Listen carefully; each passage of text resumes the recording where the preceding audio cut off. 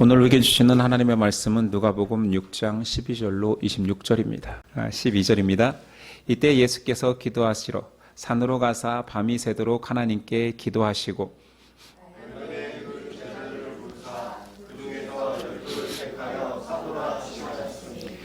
곧 베드로라고도 이름을 주신 시몬과 그의 동생 안드레와 야고보와 요한과 빌립과 바돌로메와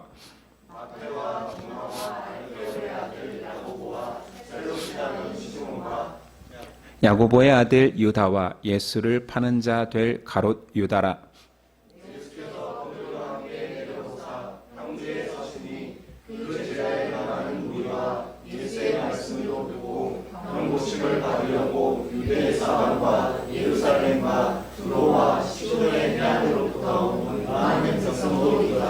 더러운 귀신에게 고난받는 자들도 고침을 받은지라.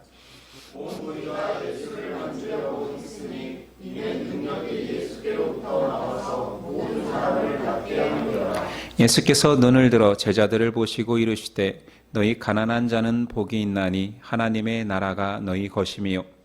지금 줄인 자는 복이 있나니 너희가 배부르리라 얻을 것이며 지금 우는 자는 복이 있나니 너희가 웃을 것이며 인자로 말미암아 사람들이 너희를 미워하며 멀리하고 욕하고 너희의 이름을 악하다 하여 버릴 때에는 너희에게 복이 있도다.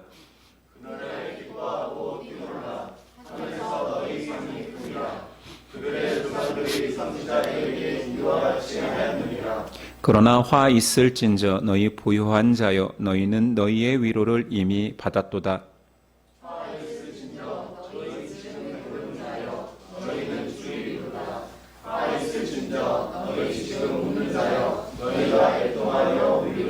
함께 있습니다. 모든 사람이 너희를 칭찬하면 화가 있도다. 그들의 조상들이 거짓 선지자들에게 이와 같이 하였느니라. 아멘. 누가 제자인가? 라는 제목으로 은혜 나누겠습니다. 우리 누가복음 처음부터 지금까지 전개의 특징을 좀 잠깐 본다면 예수님이 초기 사역 중에 병 고치시고 귀신을 쫓아내시고 하시면서 그 와중에 바리새인과의 논쟁을 통해서 왜곡된 진리를 바로 잡는 일을 해오셨습니다.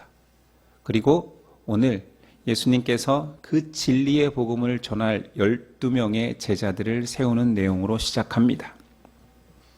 예수님 12제자를 세우시기 전에 하나님의 뜻을 구하기 위해서 밤이 맞도록 기도하십니다. 역시 예수님은 기본에 튼실하십니다. 우리가 추구하는 신앙인의 베이직 라이프의 본이 되어주시죠. 12절이야. 이때 예수께서 기도하시러 산으로 가사 밤이 새도록 하나님께 기도하시고 밝음에 그 제자들을 부르사 그 중에서 12를 택하여 사도라 칭하셨으니. 기도를 통해 하나님의 뜻을 분별한 후 제자를 세우셨습니다. 제자라고도 사용되고 사도라고도 사용되는데 사실은 그것은 핵심이 되는 그 가치에 따라 달리 사용하지만 그렇게 중요하지는 않습니다. 스승이 부르면 제자인 거죠. 그러니까 부름의 강조가 되면 제자이고 사도는 사명을 가지고 나아가서 전하는 자입니다. 소명이 강조되면 제자일 것이고 사명, 그가 해야 될 일이 강조되면 사도라 할 수 있겠습니다. 예수님께서 하나님 구원의 뜻을 전할 그리고 새 시대의 지도자로 12명의 제자를 세우셨습니다. 이는 구약의 12지파를 상징하는 수를 대체하신 거지요. 그 명단이 소개됩니다. 14절이야. 곧 베드로라고도 이름을 주신 시몬과 그의 동생 안드레와 야고보와 요한과 빌립과 바돌로메와 마테와 도마와 알페오의 아들 야고보와 셀롯이라는 시몬과 야고보의 아들 유다와 예수를 파는 자 될 가롯 유다라. 이 이름들을 호명한 직후에 거의 예수님의 첫 설교가 시작됩니다. 물론 유대회당에서 말씀을 전하신 부분이 있지만 직접적으로 예수님의 교훈이 가르침이 시작된 처음이라 할 수 있지요. 17절에 보니 그들과 함께 내려오사 평지에 서시니, 이 말 때문에 이 첫 번째 설교를 평지수훈이라고 합니다. 잘 못 들어보셨죠? 왜냐하면 산상수훈은 많이 들어봤으니. 마태복음 산에서 전하신 예수님의 교훈은 산상수훈, 내려오사 평지에서 전했으니 평지수훈이라 칭해집니다. 구약에서 시내산에서 하나님으로부터 첫 메시지와 같은 율법을 받은 모세가 시내산에서 내려와 백성들에게 그 율법을 전파하듯이, 아마 누가는 역사학자답게 모세와 비견되는 율법을 받은 모세처럼 예수님도 산에서 내려오사 그의 복음의 말씀을 선포하시는 것처럼 비교한 것 같습니다. 자, 이 교훈의 말씀은 첫 번째로 4가지 복과 4가지 화로, 이것을 그냥 편하게 사복사화라고 그렇게 불리워지는 유명한 본문입니다. 4가지 복은 이렇습니다. 20절 이하죠. 가난한 자는 복이 있나니 하나님의 나라가 너희 것이며, 줄인 자는 복이 있나니 너희가 배부를 것이며, 지금 우는 자는 복이 있나니 너희가 웃을 것이며, 인자로 말미암아 사람들이 너희를 미워하고 멀리하고 욕하고 너희 이름을 악하다 하여 버릴 때에는 너희에게 복이 있도다. 요약하면 간단합니다. 가난하고 줄이고 울고 핍박받는 자가 복되대요. 오해하지 마십시오. 이걸 기계적으로 그렇게 비참하고 가난하고 배를 곪고 있고 핍박받는 그 자체가 예수님께서 복을 주신다라는 말은 아니겠지요. 예수님은 세상에 구원자로 오셨지 구제하러 오신 것은 아니기 때문입니다. 여기서 가난, 배고픔, 눈물, 그런 비참함의 상한 심령은 항상 무언가를 너무 갈급하게 되잖아요. 가난한 자는 부한 것을 원할 것이고, 우는 자는 그 눈물이 닦이워질 상황을 원할 것이고, 비참한 자는 그 비참함을 해결할 방법을 강구하듯이 그 모든 것들에 대한 그 안 좋은 그 내면화된 갈등들이 해소될 지점을 향하듯 예수님을 찾는 자가 복되다라는 말입니다. 실제적 예시로 2사람이 있습니다. 한 사람이 너무 힘들고 가난해서 이 가난 때문에 내가 비참하고 죽을 것 같다라고 말한다고 하면 그게 복됩니까? 이 지경이 된 상황이 정말 저주스럽겠지요. 이건 복이 아닙니다. 그러나 똑같은 상황에서 예수님을 믿는 자가 똑같은 고백을 합니다. 예수님, 배고파 죽을 것 같아요. 신앙생활 잘하고 싶은데 왜 이렇게 생계 때문에 힘든가요? 이게 너무 가난하니 저도 좋은 일도 하고 싶고 선한 일도 하고 싶은데 사람들을 섬기기가 너무 어렵습니다. 도와주세요. 이런 고백을 한다라면 첫 번째 고백과 천지 차이입니다.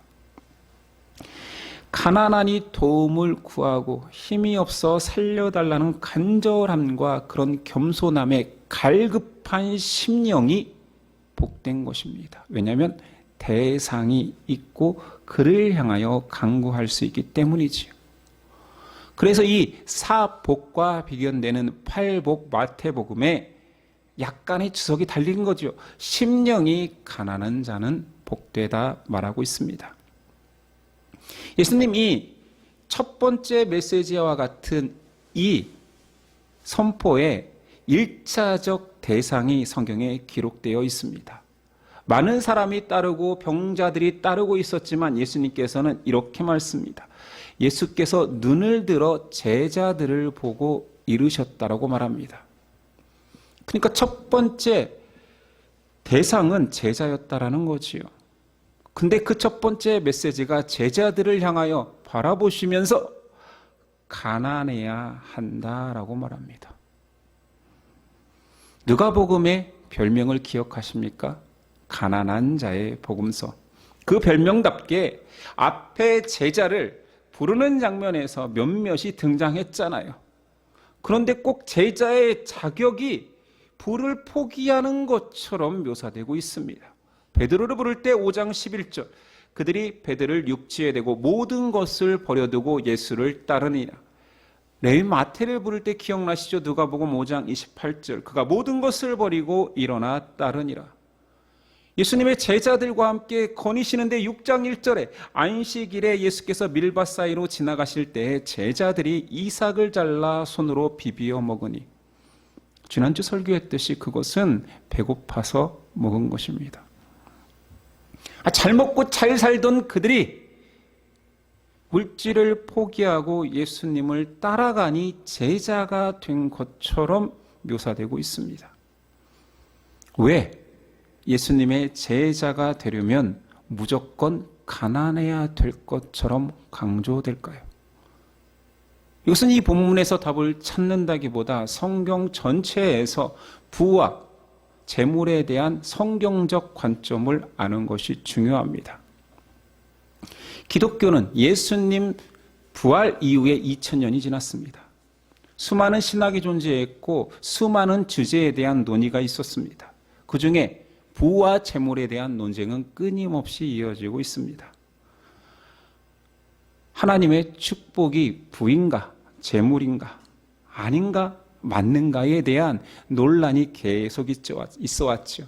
현재에도 번영신학이라고 해서 하나님을 사랑하면 부와 풍요로움과 형통을 얻게 된다라는 신학 사조가 있을 정도입니다. 제가 신학교에 다닐 때 현수막이 붙었어요. 기독교 청부는 가능한가? 윤리신학자들의 세미나였습니다. 너무 궁금한 거예요, 저도. 모든 사람이 궁금하지 않겠습니까? 청부, 깨끗한 부자가 기독교적으로 가능한가? 결론부터 말하면 불가였습니다. 저도 좀 의외였어요. 그렇게 단호하게 불가능하다라고 말할 줄 몰랐거든요. 내용의 요지는 이렇습니다. 현대사회에서 깨끗한 부자는 시스템적으로 만들어지기 힘들다. 왜냐하면 부자들이 부를 쌓는 과정은 착취와 불공정, 불법과 또는 편법, 그것도 아니라면 거룩한 것을 희생시키면서까지 추구하는 세속적 열심이 부를 불러일으키기 때문이다. 쉽게 말하면 주일도 지키지 않고 신앙을 포기해야 부자 된다는 것입니다. 많은 교회에서 간증하는 사람들이 얼마나 철저하게 하나님을 섬기면서 내가 이 부를 얻었는지 모릅니다라고 간증하는 사람을 단 한 사람도 못 봤습니다. 그런 걸 교회는 검증하지 않아요. 그냥 유명인이 잘 되었다니 세상이 부러울 만한 위치에 갔다고 하니 그냥 세우는 것입니다. 최소한 교회 단상에 세울 때에는 당신의 신앙생활은 어떻습니까? 과거 말고 지금 부를 축적할 때 말고 부를 축적하는 그 시간에는 어떻게 지냈습니까? 갈등은 없었습니까? 그것을 물어야 되지요. 자, 그러나 신학자들이 내린 결론보다 더 중요한 것은 예수님의 말씀이겠지요. 예수님의 부의 인식과 해석은 또 결론부터 말하면 굉장히 부정적입니다. 예수님은 심지어 부라는 재물이라는 그 대상을 자신과 동등한 위치에서까지 말합니다. 마귀도 예수님은 무시하거든요. 심지어 잘 믿는다고 깐죽대는 바리새인 서기관 그런 사람들은 그냥 욕해버립니다. 야, 너 회칠한 무덤이잖아. 너 마귀 새끼잖아. 이 교만한 것들아. 그런데 독특하게도 예수님은 재물을 비교할 때 자신과 같은 동등한 위치에서 재물을 이야기합니다. 마태복음 6장 24절. 한 사람이 두 주인을 섬기지 못할 것이니 혹 이를 미워하고 저를 사랑하거나 혹 이를 중히 여기고 저를 경히 여김이라. 너희가 하나님과 재물을 겸하여 섬기지 못하느니라. 절대자와 동등한 위치에서 사람들의 경배의 대상이 되고 있는 것이 돈이라 말합니다. 예수님이 나와 위치가 똑같아 이런 말이 아니라 사람들이 바라보는 재물관이 그렇다라는 거지요. 내 위치에 있어. 나의 세상에서의 가장 강력한 경쟁자, 라이벌은 돈이야. 마태복음 6장 21절. 네 보물이 있는 곳에 네 마음도 있느니라. 네 마음이 지금 어떻게 나한테 있어? 너 지금 돈에 있잖아. 예수님의 부에 대한 비판은 정말 많습니다. 진리의 말씀을 결실치 못하게 하는 것도 돈이래요. 씨 뿌리는 비유에서 나오지요. 가시떨기 위에 떨어진 씨가 왜 결실치 못한다고요? 재물의 유혹이 그를 결실치 못하게 한대요. 부자 청년이 예수님의 제자가 되겠다고 나왔습니다. 예수님, 그를 향하여 네 재산을 모두 다 가난한 자에게 나누어 주고 나를 따르라. 그 청년은 근심하며 떠납니다. 성경에는 이 외에도 직접적으로 부를 경고하는 말씀이 예수님이 전하신 말씀 외에도 많습니다. 야고보서 5장 1절에서 3절. 들으라 부한 자들아 너희에게 이 말 고생으로 말미암아 울고 통곡하리라. 너희 재물은 썩었고 너희 옷은 좀 먹었으며 너희 금과 은은 녹이 슬었으니 이 녹이 너희에게 증거가 되며 불같이 너희 살을 먹으리라. 너희가 말세에 재물을 쌓았도다. 야고보 너무 비판적인 거 아닙니까? 현대사회에 이렇게 설교하면 아마 교회에서 쫓겨날 것입니다. 부자들이 실비한 현대교회에서 야, 너 그러다 죽어. 너 저주받아. 말세에 너 재물을 쌓았지. 너 그 부가 네 살을 파먹을 거야.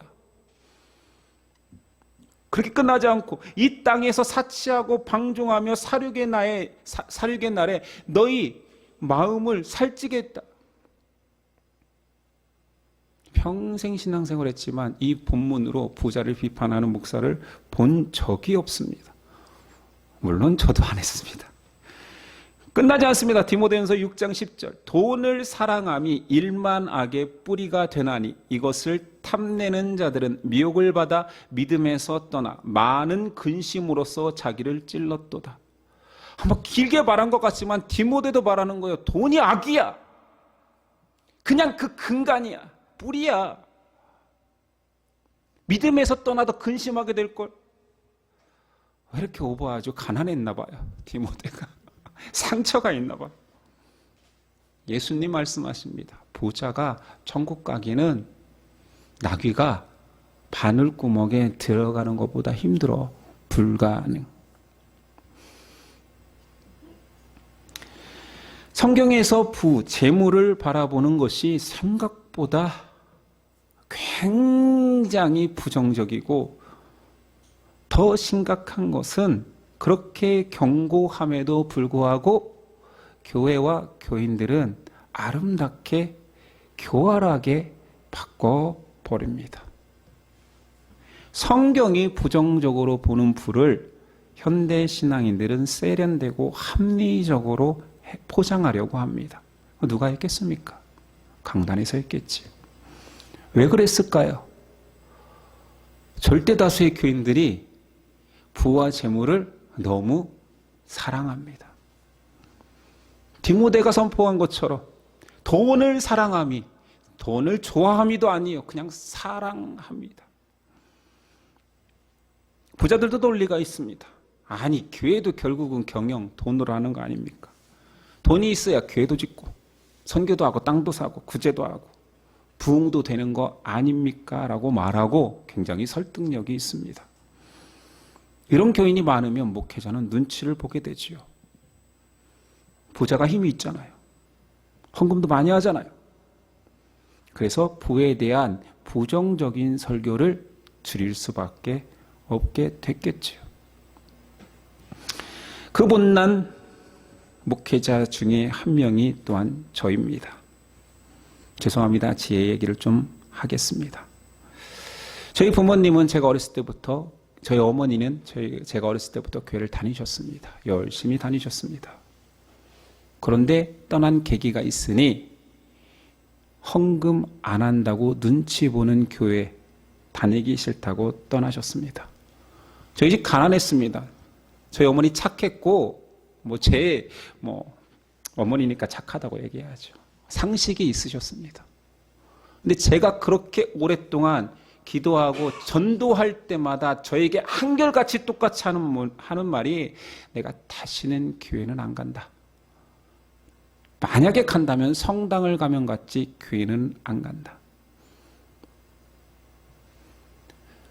헌금하기 싫어서 안 했던 것이 아니라 정말 가난했거든요. 단칸방에 5명의 자녀와 2명의 부부가 같이 살면서 아버지는 막노동을 전전했는데 허리도 자주 아팠어요. 제 기억 속에 아버지는 허리 아파서 누워 계실 때가 너무 많았습니다. 어머니는 단 하루도 쉬어본 적이 없습니다. 그래서 저는 학창시절에 어머니가 싸준 이렇게 신경 써서 싸준 도시락을 먹어본 적이 없어요. 도시락이 우리 반에서 제일 창피했어요. 그러나 잘 자랐지요. 김치만 넣어주는, 그리고 아침 저녁 2개를 싸가는데 아침 저녁에 김치만 넣어주는 도시락이 세상에 어디 있습니까? 그래도 고마운 것은 밥 밑에 계란 후라이가 가끔 깔려 있을 때가 있어요.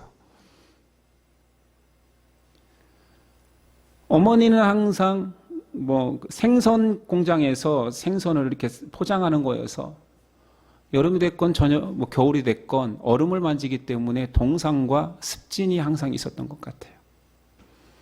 그러니 헌금할 돈이 없었습니다. 여러분 아이들 농담처럼 그러잖아요. 쌀이 없으면 라면을 먹으면 되지. 저는 라면을 어렸을 때는 진짜 맛없는 거로 여겼습니다. 지금은 세상에서 제일 맛있잖아요. 왜 그러냐면 저희는 라면 1-2개를 된장국처럼 크게 끓여서 그 국물을 나눠 먹었거든요. 원래 그렇게 라면 먹는 건 줄 알았어요. 그래서 저는 쑠라면이 맛있다기보다 그게 라면이었어요. 다 핑계죠. 저희 어머니도 핑계가 맞습니다. 교회 다니기 싫고 떠나기 싫으면 떠나는 거지. 사람들이 헌금한다고 구박하고 목사가 헌금 안 했다고 그런다고 해서 교회를 떠납니까? 예수님은 안 사랑해서 떠난 거죠. 그러나 문제는 어머니의 기도로 자라야 될 자녀가 교회에 대한 상처를 들으면서 그것 때문에 어머니가 교회를 가지 않는다라는 상처를 지녔고 그런 자가 목사가 되었습니다. 문제는 목사가 되어서 나타나는 거지요. 당연히 해야 될 헌금해라, 구제해라라는 말을 당연하게 못하는 것입니다. 내 어머니가 그래서 떠났으니. 상처로 인해서 바른 진리를 전하지 못하는 바보 목사가 된 것이지요. 그렇다고 오해하지 마십시오. 제가 헌금 안 한 게 아니고 제가 구제 안 한 게 아닙니다. 힘에 지나게 해왔고 학생 때부터 단 한 번도 11조를 떼어먹은 적이 단 한 달도 없습니다. 용돈의 11조까지 철저하게 지키는, 어쩌면 바리새인처럼 잘 지켜왔습니다. 그게 지금까지 유지되었으니 목사가 되었겠지요.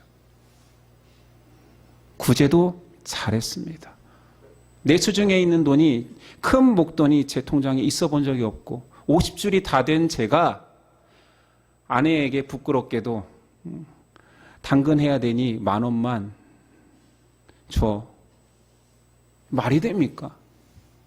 제가 말하기도 참 창피해요. 물론 제 용돈이 10만 원씩 꼬박꼬박 들어오다가 결의가 교정을 해야 돼서 2년간 중지됐습니다. 올해 풀어주기로 했어요. 이제 저 부자 됩니다. 마음껏 쓸 수 있어요. 이제 당근 안 해도 돼요. 새 걸로 살 거예요. 제가 결혼하고도 개척교회 목사로 살면서도 구제를 쉬지 않았을 수 있었던 가장 큰 이유는 아내입니다. 제가 아내 칭찬 거의 안 하는 사람인데 설교 때는 하면 팔불출이고 이거 설교할 때 하면 안 되는 거잖아요. 그런데 제가 누군가를 돕자고 할 때 단 한 번도, 정말 단 한순간도 고민하며 노한 적이 없습니다. 그러자.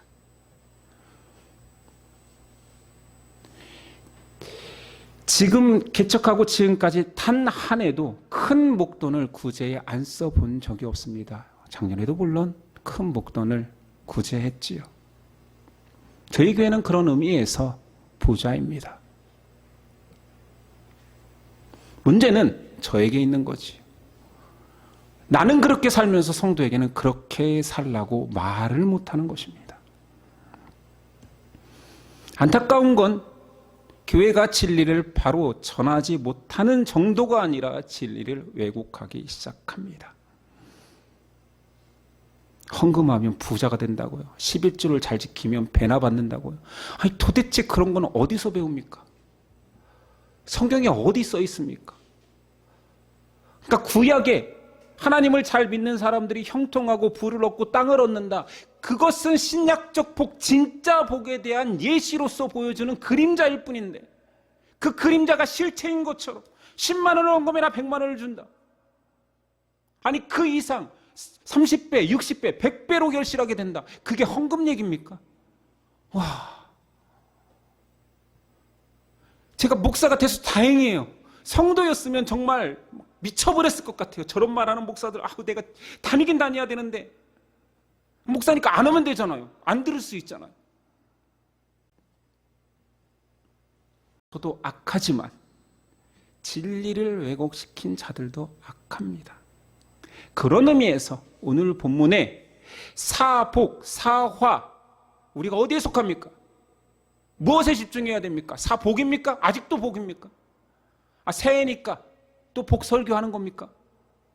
아니요. 우리 다 부자입니다. 이제 우리는 사화를 들어야 됩니다.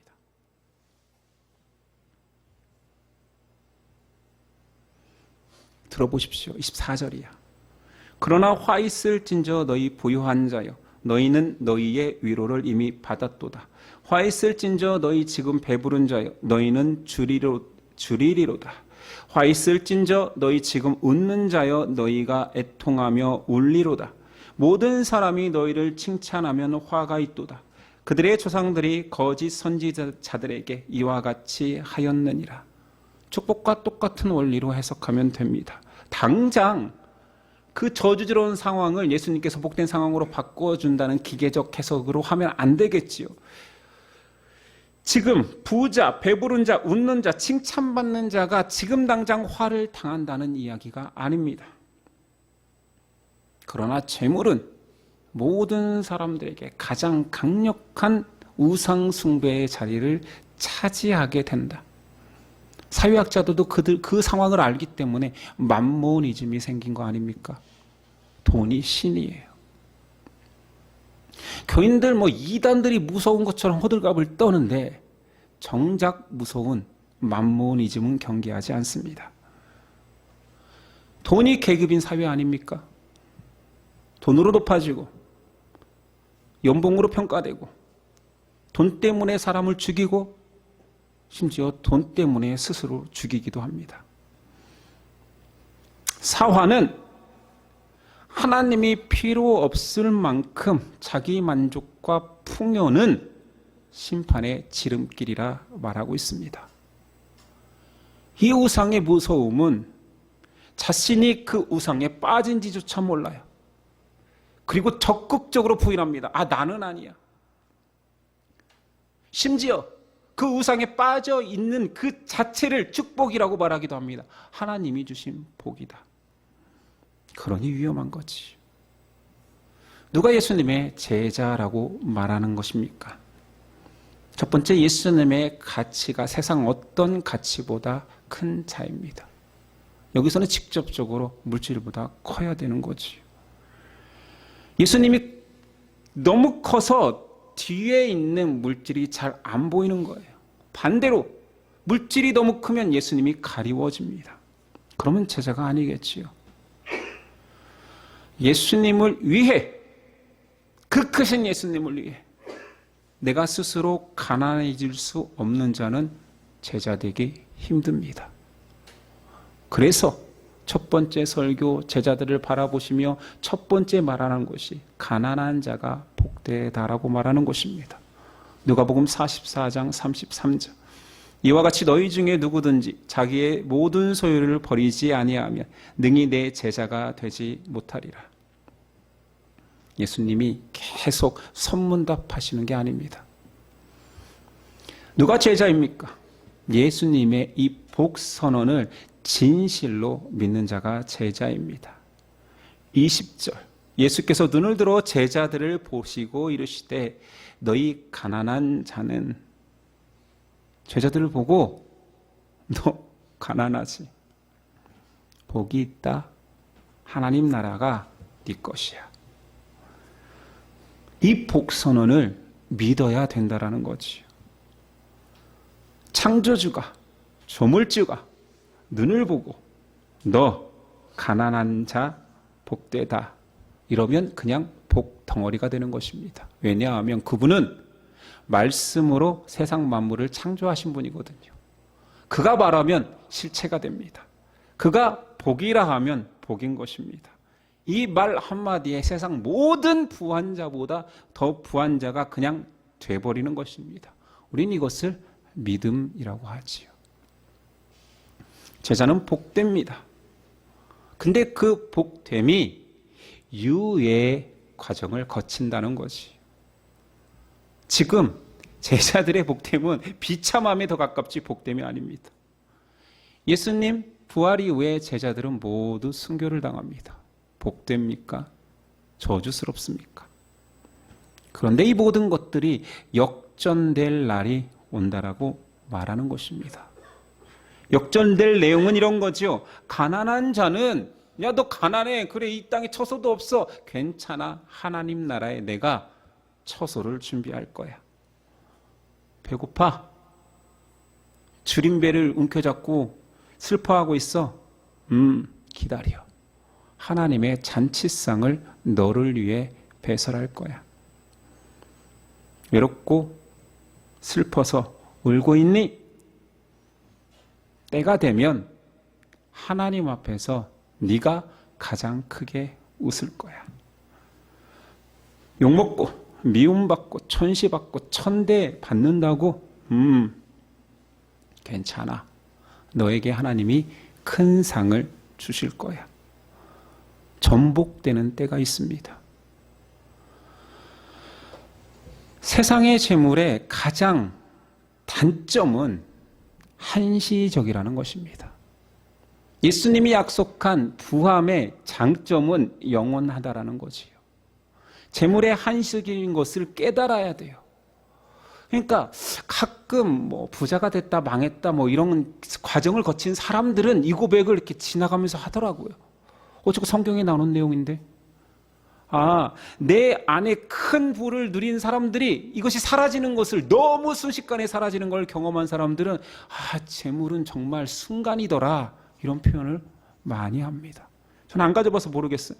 저한테 오면 그 재물을 영원히 간직할 것 같기도 한데, 잘 재테크하고 그럴 것 같기도 한데, 세상의 재물은 한시적입니다. 와닿지 않죠. 이런 비유를 해봅니다. 저기 내일 무너진 아파트가 있어요.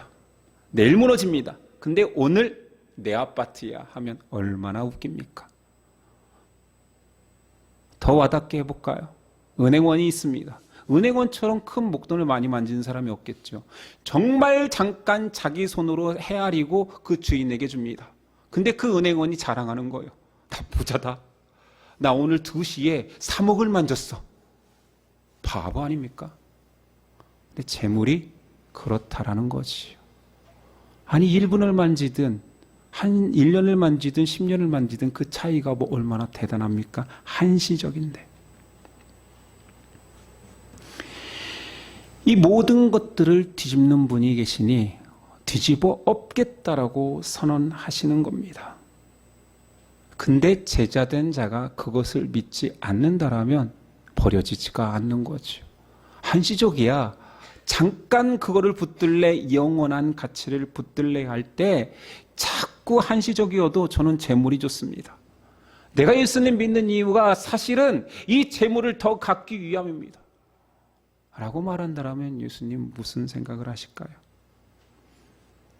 교회 다니는 사람들이 예수님을 사랑한다 그 말보다 돈을 안 사랑한다 그 말이 더 예수님을 사랑한다는 표현이에요.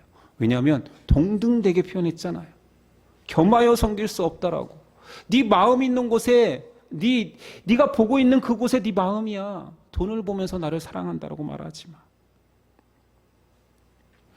모든 가치 있는 것은 기다림을 요구합니다. 오늘 말씀에 때라는 부사를 이용해서 지금 가난한 자들은 그날에 부자가 될 거야. 지금 우는 자들은 그날에 웃을 거야. 지금 핍박받는 자들은 그날에 상을 받을 거야. 한낱 열매도 추수의 때를 기다려야 하는데 우리는 어떻습니까? 연말이 되면 시상식을 하지요. 전 시상식을 TV나 컴퓨터로 본 적은 없는데 아이들이 궁금해서 이야기할 때가 있어요. 영화 드라마 부분의 시상식도 당연히 하겠지요. 배우들이 시상식이 열리면 가장 화려한 옷을 입고 레드카펫을 걷습니다. 근데 우리 인생도 그런 거 아십니까? 이 시상식에 그 배우들이 화려한 옷을 입고 있지만 그 시상식에 초대되기까지 그 영화 속에서는 그렇게 화려한 옷을 단 한 번도 입지 않습니다. 맞지요? 거지 옷을 입기도 하고 매맞고 심지어 빌런으로 욕먹는 위치에 그 역할을 하기도 합니다. 그런데 상 받는 날은 세상에서 가장 화려한 옷을 입고 등장합니다. 너무 닮았잖아요, 우리 인생과. 병자 역할을 하며 인생을 평생을 살 수도 있습니다. 가난뱅이 역할도 있고요, 천시받는 역할도 있습니다. 그러나 그것은 잠시 잠깐 지나가는 배역일 뿐입니다. 인생의 시상식이 있다라고 예수님이 말했잖아요. 내가 마지막 날 오면 상 줄 거야, 시상식. 그때 요한계시록에 보니 화려한 레드카펫이 깔리고 예수님이 만들어주신 흰 옷을 입고 등장한대요. 드레스잖아요. 그리고 자신의 배역에 충실한 자에게 상 주겠다라고 약속하셨습니다. 이 약속을 믿는 신앙인들이 자꾸 영화 속에서 살려고 그래요. 아니, 영화 속에서 빠져나와 현실만 살려고 그래요. 내 배역은 이게 아니라는 거지요. 나 거지 역할 못한다라는 거예요. 바본 거죠. 아니, 배우가 거지 역할을 못하겠대요. 배우가 아픈 역할을 못하겠대요. 자기 왕자 역할만 하겠대요. 어린이 극에서나 나오는 거죠. 레드카펫을 걸을 수가 없습니다. 그건 코미디지요. 이게 인생의 한시적이고 인생의 끝이 있기 때문에 이루어지는 일일진데 인정하지 않는 것입니다. 인생이 전부인 것처럼 살아가고 있습니다. 그리고 그 배역 속에서 너무 힘들다라고 죽을 것 같다라고 얘기하는 사람들이 있습니다. 물론 힘들 수 있죠. 자, 우리 인생의 배역을 다 감당하고 있습니다. 저는 목사라는 이상한 역할을 맡았어요. 저도 그렇게 꼭 이 역할 하라고 장려하고 싶지는 않습니다. 자, 그런데 한번 물어봅시다. 이 목사 역할이 일하는 배역이 힘들까요? 실제로 영화 배우가 영화판에서 하는 배역이 힘들까요? 전 그런 상상을 가끔 합니다. 영화 배우가 훨씬 더 힘들 것 같아요. 왜냐하면 그들은 크랭크인이 시작되면 주연도 조연도 엑스트라도 거의 잠을 못 잔대요. 목사가 새벽 기도하는 게 대단합니까? 배우들이 잠 못 자는 거에 비하면 완전히 꿀잠 자는 겁니다. 그들은 한여름에 한겨울에 한겨울에 여름 촬영을 하고 한여름에 겨울옷을 입고 촬영을 합니다. 그리고 또 그렇다면서요, 배역을 위해서라면 극단적으로 단식을 한대요. 뭐라고 표현하죠? 입금되면 관리한다 이러잖아요. 목사가 금식하는 거 그거는 진짜 귀엽습니다. 배우자가 연기하는 모습을 본다면 누가 더 힘들까요? 그들이 훨씬 힘듭니다. 괜히 미쳤습니까? 왜 그렇게 힘든 일을 합니까? 이유는 그 배역을 마치면 부와 명예와 인기와 칭송을 받기 때문이죠. 어떻습니까? 인생과 너무 닮지 않았나요? 신앙생활이 힘들다고요? 그 역할 때려치우십시오. 다른 사람 하면 됩니다.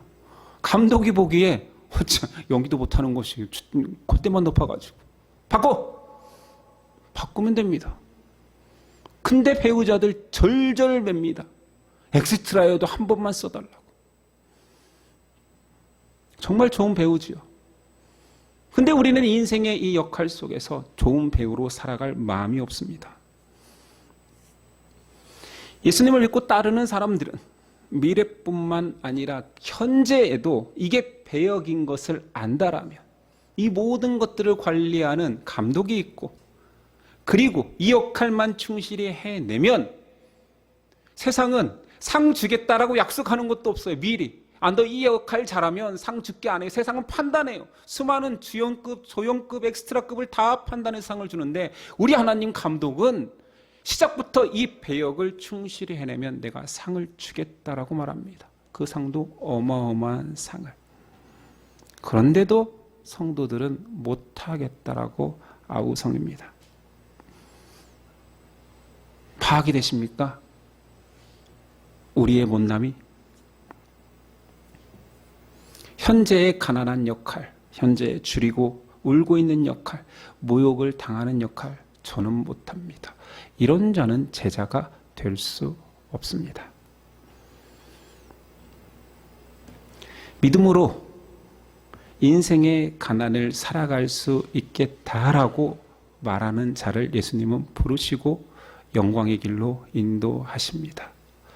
그리고 예수님은 공수표를 남발하는 것이 아니라 분명한 창조주의 입술로 바라보시면서 상 주겠다 말씀하십니다. 믿으십니까? 아니요. 많이 안 믿습니다. 역사 속에서 수많은 군왕과 권력자들이 어떻게 되었습니까? 그냥 책 한 페이지에 그냥 엑스트라로 지나갑니다. 그런데 예수님을 따르는 자, 내가 너를 세워 세상 어떤 자보다 존귀케 하리라, 그 약속을 지금 우리는 보고 있잖아요. 서양의 수많은 이름들이 사용된다라는 것은 지금도 그 이름을 귀히 여기고 존경하고 있다라는 거잖아요. 영어 문화권의 이름들을 살펴보면 피터, 베드로, 안드레, 제임스, 존, 필립, 토마스, 매튜, 시몬 전부 다 제자들의 이름입니다. 얼마나 흔한지요. 심지어는 지저스도 있어요. 그렇게 영광스러운 이름으로 그게 아무것도 아니지만 군왕들은 사라지고 권력자들은 사라지고 부를 착취하고 그 부로 자기 만족을 위했던 사람들은 다 사라질지라도 예수님의 약속은 1.1획도 변하지 않습니다. 마지막 권면을 할 텐데 이건 저에게도 하는 말입니다. 우리 지조 있고 멋진 가난뱅이 됩시다. 그래야 제자 될 수 있습니다. 다른 헌신으로, 다른부터 멋진 걸로, 더 크고 화려한 걸로 제자 되려 하지 마십시오. 예수님 처음부터 크고 멋진 거는 내가 더 잘해. 너는 그냥 가난해져. 겁먹지 말고 재물을 흘려 보내봐. 좀 써. 돈 좀 써. 제발 그렇게 인색하게 살지 마. 어차피 네가 가진 거 별로 없는 건데 쓰나 안 쓰나 티도 안 나잖아. 그런데 뭐 그렇게 인색하게 인생 사냐. 세상에서 사람이 돈 없고 쩔쩔매면 쫌생이로 끝납니다. 그런데 크리스찬이 돈에 매여 사는 것은 죄입니다. 너무 가난해질까 두렵습니까? 제가 뒷받침하고 있잖아요. 자, 제가 오늘 여러분들이 가난이 뭔지 모르면 제가 정의를 해드릴게요. 누군가 당신한테 넌 왜 이렇게 가진 것도 없고 뭘 했냐라고 물었을 때 지는 얼마나 가졌다고 그래. 이런 사람은 가난한 사람 아닙니다. 진짜 가난한 사람은 정말 자괴감이 들고 며칠 잠이 안 와야 돼. 근데 너 지금 뭐 했어? 너 가진 게 뭐야? 했을 때 지는 다 부자인 거야 아직. 아직도 와닿지 않는다라면 수치로 얘기해 줄게요. 저보다 월급이 많으면 부자입니다. 가난한 자는 아니에요, 최소한. 그러니까 나 가난한 자가 되고 싶다 하시는 분들은 제 사례를 올리면 됩니다. 역전시키면. 그럼 뭐 제가 할 말이 없어지겠죠. 가정 가진 사람 중에 제가 가장 낮은 사례를 유지하겠습니다. 왜냐하면 우리 가난하자고요. 그러니까 여러분들은 충분히 쓸 수 있어요. 그리고 여러분 제발 헌금을 도둑질하지 마세요. 제가 처음으로 하는 말이잖아요. 미친 거 아니야? 어쩌려고 그래요? 그래서 얼마나 배부르려고 그래요. 그 재물이 녹이 쓸어 그 녹이 자기 살을 파먹게 할 거예요. 그러지 마십시오. 그리고 제발 좀 흘려보내십시오. 아이고, 저는 쓸 돈이 없어요.